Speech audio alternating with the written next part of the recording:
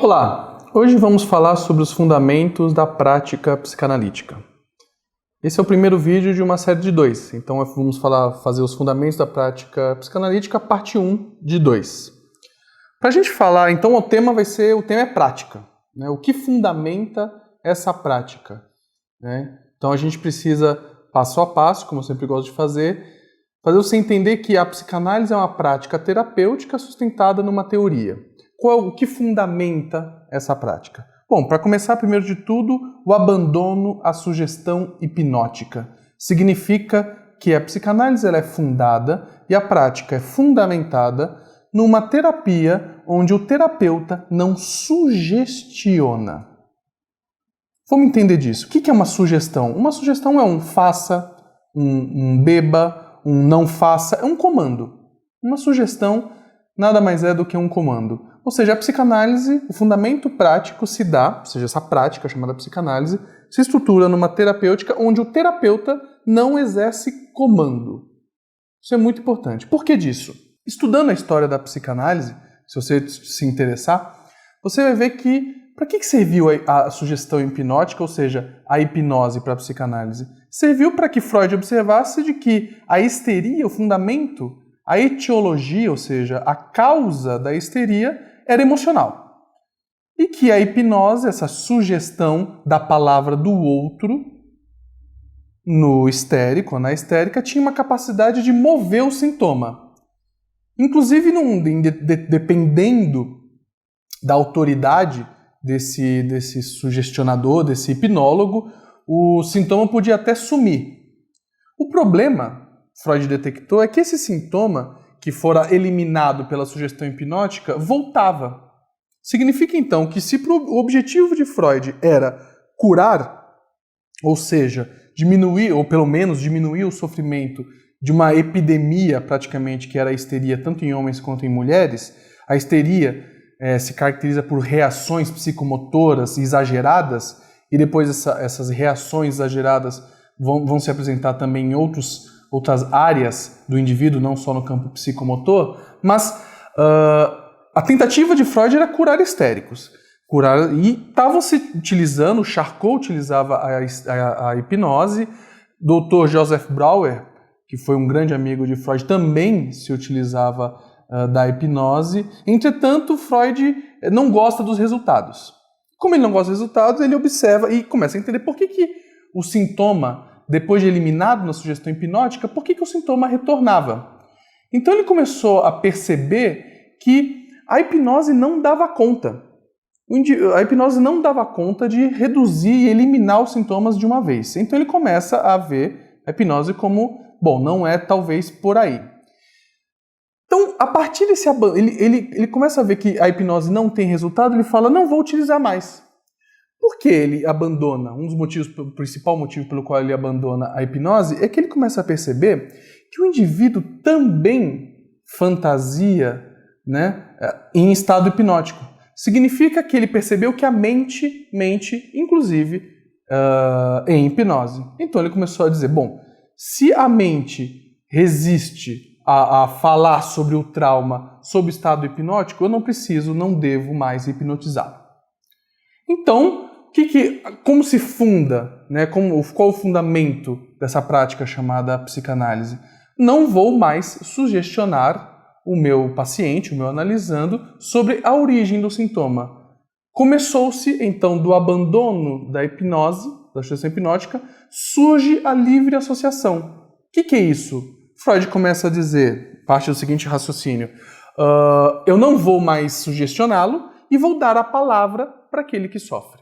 Então, a gente pode entender que o abandono da sugestão hipnótica não é o efeito de um sentimento liberal ou de um sentimento libertário, né? Mas é uma verdade, esse abandono, motivado pelo fato de que a sugestão hipnótica impede a percepção da resistência, né? Que é a resistência é a única coisa que permite entender o comportamento do paciente. Como assim?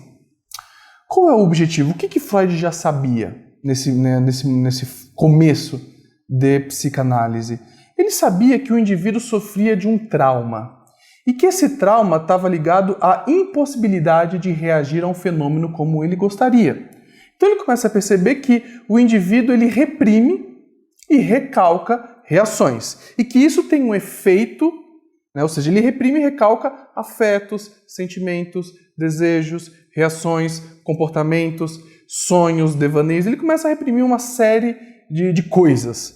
E o indivíduo, quando ele reprime demais essas reações, ele começa a apresentar sintomas, no tempo do Freud, os sintomas histéricos. Hoje em dia a gente poderia chamar os sintomas depressivos, panicosos, né, do síndrome do pânico, sintomas ansiosos. Mas naquele tempo do Freud, basicamente, você tinha uma epidemia, vamos dizer, um grande número de histéricos. Então ele começa a perceber que o indivíduo ele adoece porque ele resiste, né, ele resiste a acessar a essas emoções que ele não quer sentir. Ele resiste a acessar a esse desejo de reagir como ele gostaria. Então, Freud começa a perceber que a questão toda recai na seguinte característica: o indivíduo resiste. Então, a análise, que é a técnica que ele está fundando, é uma análise das resistências. Ou seja, a análise é a análise de como o indivíduo resiste a falar livremente sobre si mesmo. Então, e que para que essa análise da resistência seja feita, o indivíduo não pode estar hipnotizado. O indivíduo precisa ter consciência de como ele se defende e como ele resiste ao que ele mesmo sente. Ou seja, o que era até então um empecilho, o indivíduo resiste a sentir, a reagir, Freud vai fazer do empecilho a questão. Ou seja, por que você resiste? Por que é difícil? Por que dói? Por que você evita? A fundamentação dessa prática, e essa prática psicanalítica, é uma prática onde a resistência ela é esperada, onde essa resistência vai ser questionada. A recusa, né? Então Freud começa... A recusa que Freud faz a qualquer técnica de sugestão, né, é tributária, ou seja, a gente deve isso a uma rejeição científica, né? Ou seja, há uma rejeição que Freud faz de comando. Eu não vou mais estabelecer comandos. Porque também Freud estabelece uma lógica. O indivíduo resiste a reagir porque ele sofre de comandos internos. E que a terapia precisa livrá-lo desses comandos. E o terapeuta não pode ser mais uma figura que vai dar mais uma regra. Não pode ser mais uma figura que vai dizer faça isso ou faça aquilo, pois é exatamente disso que o indivíduo sofre. Então, essa recusa, a psicanálise como tudo que é de orientação psicanalítica precisa ser entendido, toda a prática terapêutica de fundamentação psicanalítica é uma terapêutica onde o terapeuta não sugestiona, não diz como deve ser feito, o que deve ser falado. Ou seja, o que fundamenta essa prática psicanalítica é a liberdade discursiva daquele que está procurando a terapia. Então esse a gente pode entender que é o principal fundamento, ao ponto disso, a mudança ser tamanha nas abordagens pós-Freud e pré-Freud, que tudo, né, que essa revolução, essa mudança na perspectiva do terapeuta vai ser chamada de revolução freudiana. Tanto é que haverão e vão vir muitas técnicas terapêuticas baseadas no freudismo. O que é baseadas no freudismo? Num terapeuta que não sugestiona, que não diz como deve ser feito e o que deve ser feito. Tá? Então, a recusa então à sugestão não é um capricho. Não é um capricho ideológico, não é um capricho político, não é um capricho desejante do Dr. Freud. É uma necessidade científica. E aqui, quando a gente fala em necessidade científica, eu estou dizendo assim, o que você está querendo dizer com ciência? Em busca do saber. Para Freud sempre se definiu como um homem de ciência. O que significa ser um homem de ciência? Significa ser um homem que ama a verdade. A ciência é o amor à verdade. Então, a recusa à sugestão é em nome do amor à verdade. Que verdade é essa? A verdade do sujeito. Que verdade do sujeito? A verdade é que ele, o sujeito, recusa a falar até para si mesmo, não só para o terapeuta, não só para alguém que gosta, mas o indivíduo recusa a falar para si e a reagir consigo mesmo sobre seus próprios afetos. Então, quando a gente diz que a recusa a qualquer técnica sugestiva e tributária, a uma rejeição científica, ou seja, cientificamente a gente deve rejeitar a sugestão, é em nome desse amor à verdade do sujeito através da liberdade. Então, só para a gente pontuar, o que eu estou querendo dizer com resistência? Conceito bastante importante em psicanálise, conceito fundamental, né? Resistência é um conjunto de reações de um analisando que criam obstáculos para o desenrolar da análise. Arthur, me fala assim, me dá alguns tipos de... como que a resistência pode aparecer? Bom, a resistência pode aparecer como um mecanismo de defesa. Resistência no ego, ou seja, a estrutura egóica. Como que a estrutura egóica resiste? Resiste operando defesa, mecanismos de defesa. Bom, ok. Como que a estrutura do id, o isso, o desejante, como que o isso, o id, se defende da análise, ou seja, resiste? Através do acting out. Ou seja, fala o que é o acting out? O acting out é um conceito psicanalítico básico, ele é um pouco mais complicado, mas eu vou tentar sintetizar, simplificar ele do seguinte modo. O acting out é o indivíduo, ele evita falar sobre a coisa que incomoda na análise, mas essa coisa tem alta incidência de atuação na vida fora da análise.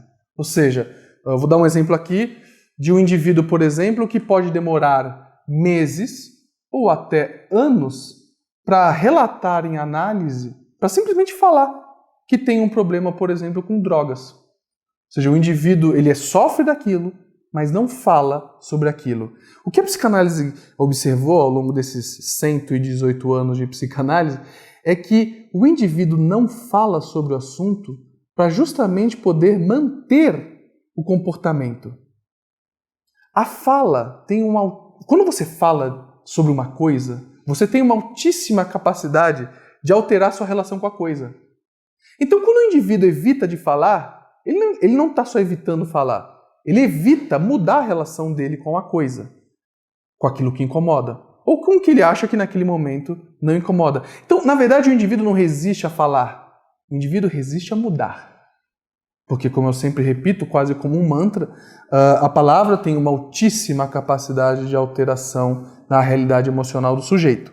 Então, o indivíduo, por exemplo, a resistência pode aparecer no ego através do mecanismo de defesa, a resistência pode aparecer no id através do acting out, e a resistência também pode aparecer no superego através da reação terapêutica negativa. O que é isso? É quando o indivíduo aceita ou tenta entrar em processo analítico, falar livremente sobre os próprios afetos, e em vez do sintoma reduzir, ou seja, vamos dizer, a fobia, a angústia, a ansiedade, em vez do sintoma reduzir, o sintoma aumenta.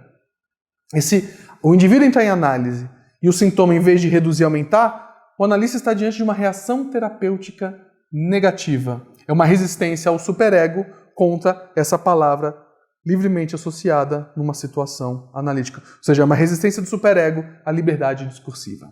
Então, Freud observou que esses afetos recalcados, ou seja, não só impedidos de ascender à consciência, mas mandados, remanejados de novo para o inconsciente, que esses afetos recalcados, que basicamente é o efeito do trauma, ficam envoltos, em afetos defensivos.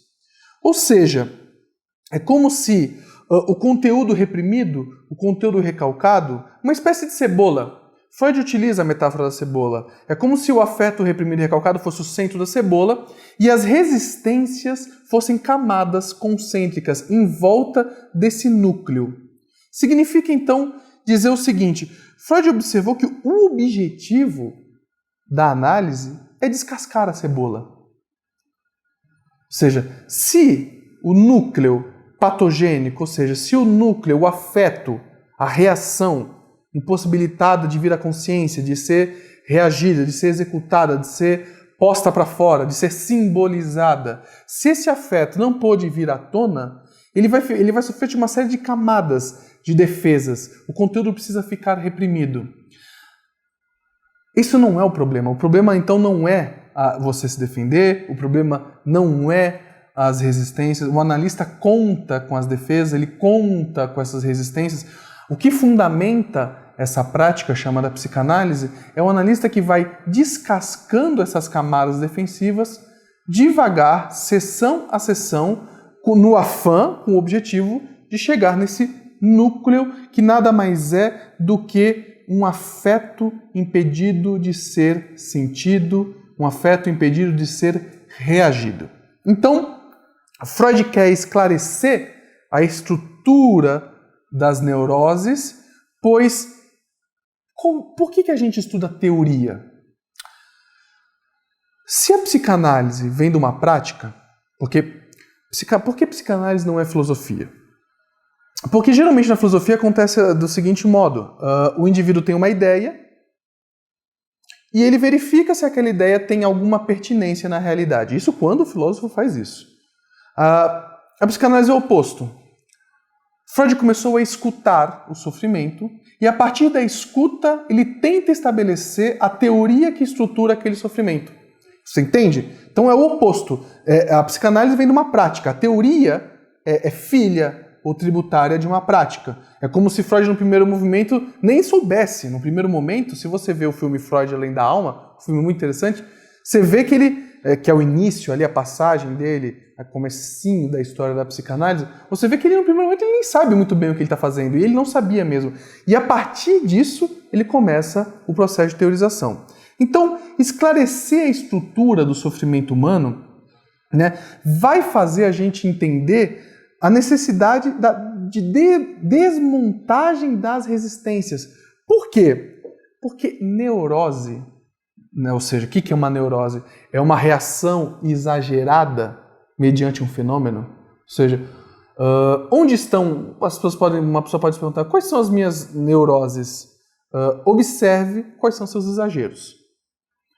Mas posso ter uma dificuldade em observar meus exageros? Possivelmente você não vai perceber alguns e não vai perceber outros. Ou seja, o indivíduo tem neuroses conscientizadas, o indivíduo tem certa consciência, mas tem neuroses que ele não tem consciência, ou seja, estão inconscientizadas. Nesse sentido, então, entender como se estrutura uma neurose, na verdade, é entender como o indivíduo se defende dos próprios afetos. E aqui a palavra afeto, mais uma vez, deve ser sempre entendida como tudo aquilo que afeta o indivíduo, mas ele não pode reagir àquilo. Então, o indivíduo se afeta, não pode reagir como deseja, estrutura uma dor que deve ser reprimida e recalcada, vai ser defendida. E, mais para frente, o indivíduo vai evitar falar sobre aquilo. Logo, a gente precisa entender, então, que a teoria só tem por função estruturar essa prática. Toda questão prática esbarra numa questão teórica. Por quê? Tanto a prática quanto a teoria em psicanálise, uma pessoa pode se utilizar da teoria psicanalítica para analisar um texto, para analisar um movimento social, para analisar um processo patológico, mas fundamentalmente a teoria psicanalítica só serve para o quê? A teoria é mais ou menos assim: qual é o melhor jeito de estruturarmos uma prática que permita ao indivíduo resistir, ou seja, se defender cada vez menos dos afetos. Então, grande parte, então, das dificuldades da prática analítica são as dificuldades que o indivíduo tem de superar as resistências que o analisando vai apresentar. O que são resistências que o analisando... Porque às vezes pode parecer um pouco teórico demais e a psicanálise é bastante prática. Resistência é não falar sobre o assunto e, mais do que isso, resistência é nada disso, que esse assunto, vamos chamar o assunto do isso, uma coisa, disso eu nada quero falar, disso eu nada quero saber. Então, superar as resistências e fundamentar uma prática onde o indivíduo consiga, vamos dizer, falar o mais livremente possível com um menor medo de julgamento, um menor medo de condenação. Então, o que é uma prática analítica? A pessoa fala, vou me tornar psicanalista, o que eu preciso estudar, como eu preciso me comportar, como conduzo um tratamento? Bom, você vai conduzir o seu tratamento, suas questões na condução do tratamento vão esbarrar na seguinte na seguinte coisinha. Como fazer o meu analisando se sentir bem o suficiente para falar o que ele não falaria para ninguém, talvez nem para ele mesmo. Então, é por isso que a teoria tem por função estruturar uma prática que visa reduzir o máximo possível a redução, que visa reduzir o máximo possível as resistências ao tratamento. Entendendo esse tratamento, de maneira bastante simples, o tratamento é falar livremente sobre os afetos.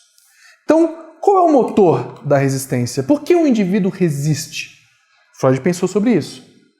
Porque o objetivo é, se o indivíduo, o objetivo da psicanálise é fazer a espécie sofrer menos, se o indivíduo precisa sofrer menos, sofremos tanto, levamos uma vida miserável, só você observar nos dias de hoje a epidemia de depressão, os quadros de neurose fóbica, que o psiquiatra chama de síndrome do pânico, os quadros de ansiedade, sem contar em tantos outros quadros psicopatológicos, só falar desses três, fobia, ansiedade e angústia, nos dias de hoje.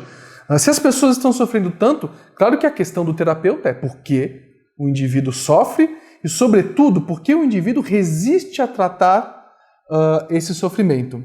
Bom, Freud tem uma pista sobre isso e que ele vai entender que o motor das resistências chama-se complexo paterno. Vamos falar sobre o complexo paterno.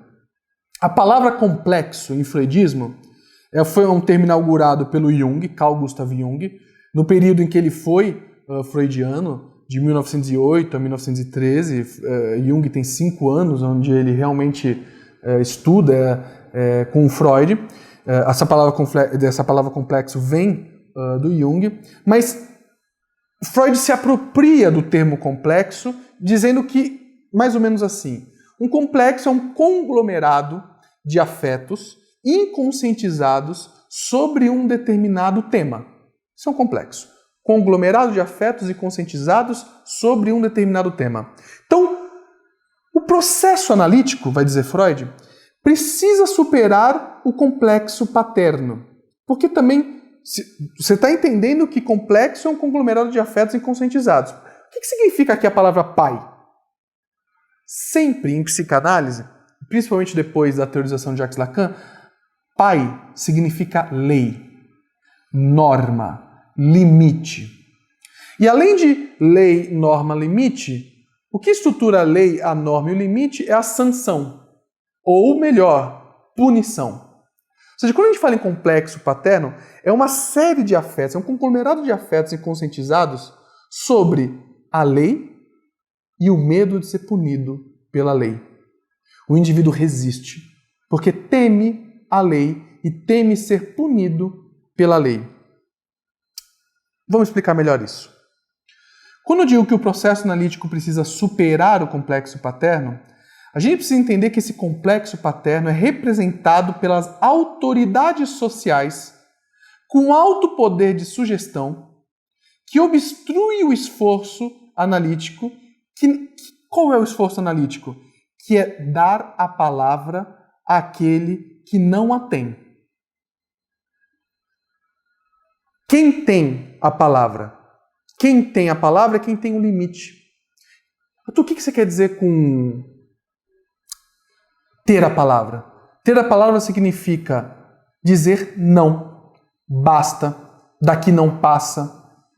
Impor limite, impor a palavra, impor até onde você vai com aquilo. Quando a gente fala que o esforço da análise é da palavra a quem não tem, é fazer o indivíduo conseguir colocar limites na própria vida, ou na relação do outro consigo, ou na própria relação do indivíduo consigo mesmo. Então, quando a gente diz que cabe ao processo analítico superar o complexo paterno, é dizer que cabe ao processo analítico superar o medo da lei do outro.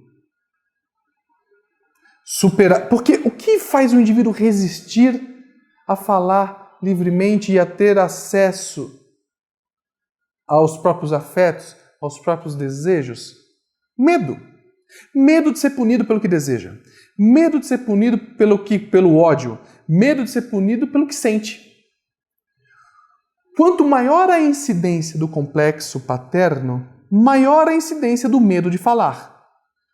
Mas é mais do que isso. Não é só o medo de falar. É medo de ser punido por sentir o que se sente. Então, quando a gente diz o complexo paterno é o motor da resistência, é dizer que o indivíduo resiste à análise porque ele teme punição. Independente da racionalização, ou seja, independente do quão sofisticado vai ser o discurso dele, de por que ele não precisa de análise, apesar dele estar com sintomas de ansiedade, com sintomas de angústia, com sintomas de pânico, com sintomas obsessivos, com sintomas compulsivos. O indivíduo, a gente sabe, a capacidade que o ser humano tem de operar a palavra, de organizar palavras, ou seja, o indivíduo ele pode racionalizar, quanto mais inteligente, mais sofisticada a racionalização do indivíduo. Mas o que essa racionalização toda, essa defesa, essa resistência toda está dizendo? Eu tenho medo. É isso que essa resistência está dizendo. Eu tenho medo. O indivíduo não faz análise porque teme, mas não é só um temer o que sente. Não é só um temer consigo mesmo. Quando a gente fala em complexo de pai, a gente está falando de eu temo a lei, eu temo ser punido por essa lei. Então, numa perspectiva, para a gente continuar aqui, a gente precisa entender que numa perspectiva freudiana, que é a perspectiva psicanalítica, se for necessário escolher entre o campo da verdade e o campo da autoridade, ou seja, o que é o campo da verdade? Eu vou dizer, o campo da verdade é o campo do desejo. Porque às vezes é muito comum a pessoa falar assim, fala-se muito sobre verdade, mas ninguém chega a lugar nenhum. Bom, a psicanálise tem uma opinião para dar sobre a verdade. Ou a psicanálise tem uma noção, que é individual, claro, da verdade. A verdade humana é a verdade do desejo humano. Então, quando a gente diz que se for necessário escolher entre o campo da verdade e o campo da autoridade, é melhor para a psicanálise sempre optar pelo campo da verdade, ou seja, pelo campo do desejo. Pois Freud vai dizer que é esse campo da verdade, é esse campo do desejo, é esse campo do inconsciente que é a única forma de reduzir o sofrimento, reduzir o mal-estar individual e coletivo. Então, quando a gente diz entre a verdade e o certo, o correto, ou seja, o campo da autoridade, o que eu estou chamando de campo da autoridade? A autoridade do analista, o que o analista acha, ou seja, o campo da autoridade social, o que o seu marido, sua esposa, seu filho, sua filha acham, o campo da política, ou seja, o que a sociedade pode vir a achar. Ou seja, entre a verdade e a autoridade, por função terapêutica e por amor a essa verdade do sujeito individual e intransferível, ou seja, subjetiva, a análise, o analista opta sempre pelo campo da verdade, que é o campo do desejo, independente do que as autoridades falem ou independente do que as autoridades desejem sobre o desejo individual desse indivíduo, né? Ou seja, sobre o que esse indivíduo deseja para si em sua vida. Então, o que faz da psicanálise uma abordagem um tanto quanto subversiva? Porque ela é uma abordagem que privilegia o campo do desejo em detrimento do campo da autoridade. Assim, então, a verdadeira bússola freudiana é o texto inconsciente e a verdade do sintoma. O que eu estou querendo dizer com isso, né? O que a psicanálise observa com isso? de que o inconsciente é estruturado como uma linguagem, como um texto. Existe um texto. Existe um discurso não falado. E um discurso que é passível de ser verdadeiro. Então, o texto inconsciente e a verdade dos sintomas são duas coisas que estão ligadas. Na verdade, é uma coisa só. O sintoma se apresenta... Quando eu falo aqui em sintoma é toda e qualquer má disposição existencial. Toda e qualquer má disposição existencial denota um sintoma. Bom, o que é a verdade do sintoma? A verdade do sintoma é o discurso ainda reprimido. Então, o indivíduo padece de um sintoma, ele não padece exatamente de um sintoma, ele padece de um discurso não falado. Aí você começa a entender, você vai ligar o ponto. Então é por isso que a técnica psicanalítica é a tal da livre associação, onde o indivíduo vai falar discursos livremente? Isso, exatamente. Com qual objetivo? Com o objetivo de que no meio desse discursar livre, no meio desse blá blá blá, no meio dessa fala livremente associada, surja um discurso verdadeiro. Quem vai dizer que o discurso que surgiu é verdadeiro? É o analisando, não é o analista. Ou seja, quando a gente diz que a verdadeira bússola freudiana é o texto inconsciente e a verdade do sintoma, é que a verdade do sintoma é o texto recalcado, o discurso reprimido.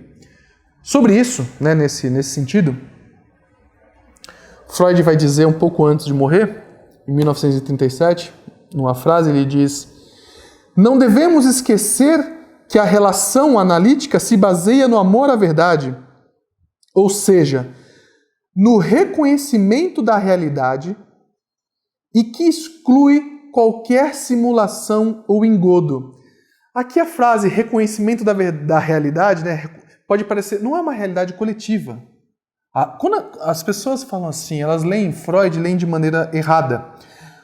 Quando Freud fala em realidade, está falando de realidade psíquica, realidade emocional, o que você devera sente, independente do que você acredita que deveria sentir. É isso que ele está chamando de realidade. Ou seja, sobre o fundamento dessa prática psicanalítica, que é o nosso objetivo do vídeo, a gente não pode, então, esquecer que a relação analítica, o tratamento, se baseia no reconhecimento de uma realidade emocional em que é excluído qualquer simulação ou engodo. Ou seja, a gente pode entender, quem tem dificuldade de fazer análise tem dificuldade em largar durante 1 hora o conglomerado de engodos que conta para si mesmo, sobre si mesmo. O indivíduo, então, quando ele se refere a uma certa dificuldade, por que fazer análise? E as pessoas, muitas podem falar assim, mas eu não gosto, não consigo, não quero, não desejo, tal, resiste dos mais variados jeitos. O indivíduo está resistindo à própria realidade psíquica. Mas ele resiste a isso porque é como se ele tivesse ficado um tanto quanto habituado, convenientemente, confortavelmente, mais ou menos confortavelmente, habituado ao engodo, ou seja, que é ser a si mesmo, uma espécie de simulação de si mesmo. Então, sobre isso, Lacan vai abordar essa questão, Jacques Lacan, psicanalista francês, o indivíduo que fez o retorno ao sentido de Freud.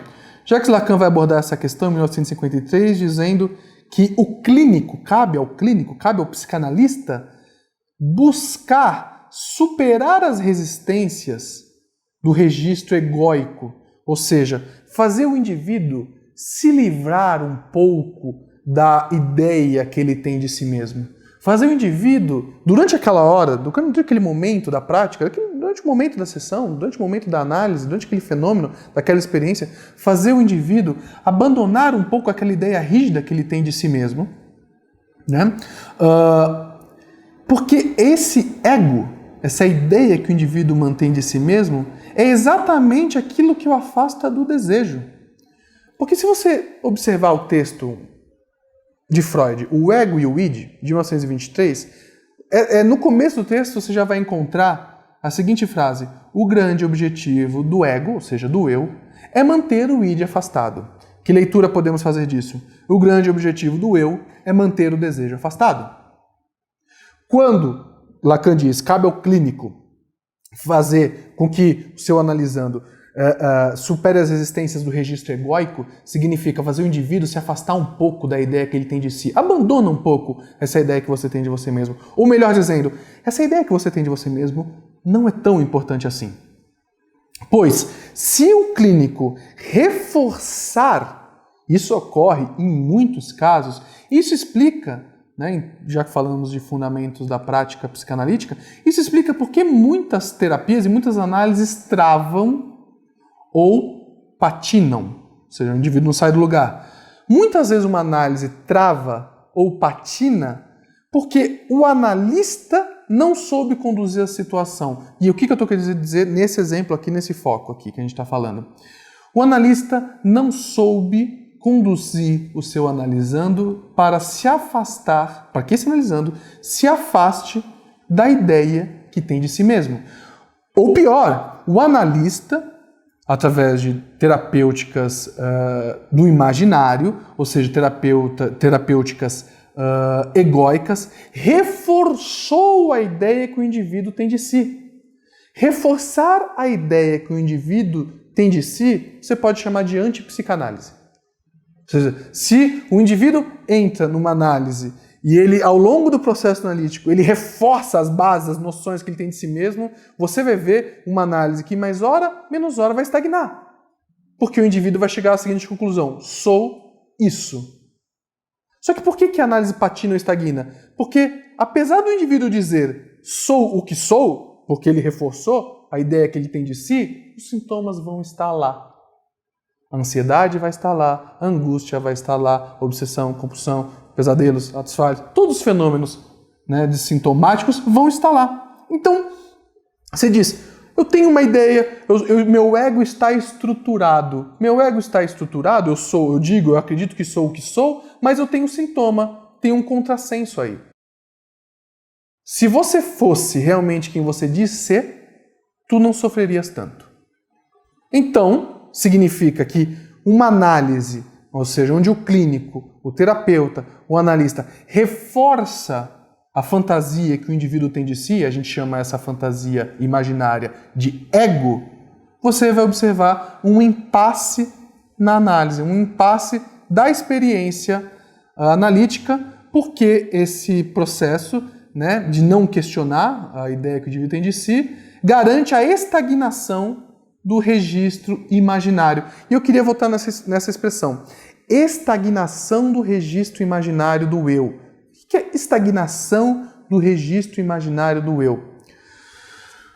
Quanto menos o indivíduo, ao longo da vida, aceita questionar a ideia que tem de si, quanto menos ele aceita isso, mais sintomas esse indivíduo tem.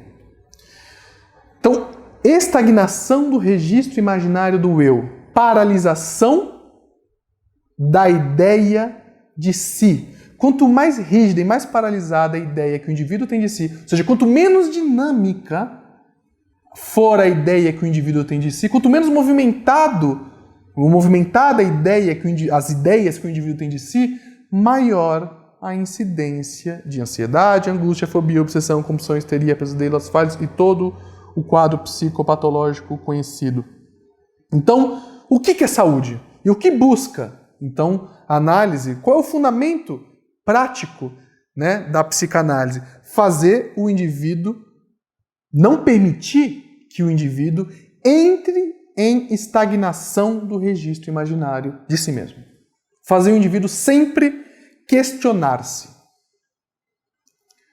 Vamos ver também, em algum vídeo futuro, eu quero falar sobre os impactos dessa terapêutica, não no analisando, mas no analista. Mais pra frente a gente fala sobre isso. Então, o que significa, para a gente sintetizar, o que significa o complexo paterno? Ou seja, o que significa essa questão da autoridade na segunda tópica freudiana? Porque, como você bem sabe, a psicanálise ou, né, o freudismo tem duas tópicas. A obra freudiana tem duas tópicas, dois conglomerados teóricos. Primeiro, a tópica topográfica, inconsciente, pré-consciente e consciente, os três lugares da mente. Segunda tópica, as três estruturas da mente, id, ego e superego. Bom, à luz da segunda tópica, id, ego e superego, onde está o complexo? Como que eu identifico, né, o complexo paterno? Bom, o complexo paterno, na segunda tópica, está representado numa estrutura chamada superego. E eu vou aqui dar uma definição de superego dada pelo psicanalista francês Jacques Lacan, e espero que você me entenda. O supereu, ou superego, é uma lei destituída de sentido, que, no entanto, se escora exclusivamente na linguagem. Se digo, você vá para a direita, é para permitir que o outro harmonize sua linguagem com a minha. Esse esforço por encontrar uma harmonização constitui a comunicação própria da linguagem. Então, o que é o superego? O superego é uma lei. Então, a gente fala, né? Às vezes, id, ego, superego. Às vezes fica uma coisa muito, né, confusa, abstrata, muito, né? O que é o tal do superego? Não, o superego é uma lei. É uma lei, é um limite. E a questão toda da lei não está só na lei. É a sanção, é a potencial, a capacidade de punição que essa lei pode engendrar. Então, mas o que é essa lei, né, que se escora exclusivamente na linguagem? O superego é uma lei que se escora exclusivamente na linguagem. É dizer que a censura é uma lei que se escora na palavra dada por uma autoridade, que vai te limitar e, se você ultrapassar os limites, vai te punir. O nome disso, a gente pode levar isso para o complexo paterno, e é exatamente esse superego que impede, atrapalha, obsta a continuação ou o início do tratamento psicanalítico. Então, para a gente sintetizar e terminar esse primeiro vídeo sobre os fundamentos da prática psicanalítica, a gente deve entender, então, que as resistências devem ser interpretadas como o excesso de lei dentro da subjetividade do analisante. Analisante, analisando, paciente, cliente, dê o nome que você achar melhor. Tem gente que prefere alguns. Mas, bom, a gente pode entender assim. O que é uma resistência? E é justamente contra a resistência que toda a prática, todos os fundamentos práticos visam superar. A resistência é o excesso de lei dentro do emocional, da subjetividade do nosso analisando. Então, para a boa condução de uma análise, cabe ao analista enxugar o excesso legal nessa subjetividade. Espero que você tenha curtido esse vídeo, essa parte 1 de 2, sobre os fundamentos práticos da psicanálise. Curta a nossa página, compartilhe, indique para os amigos e até o próximo vídeo.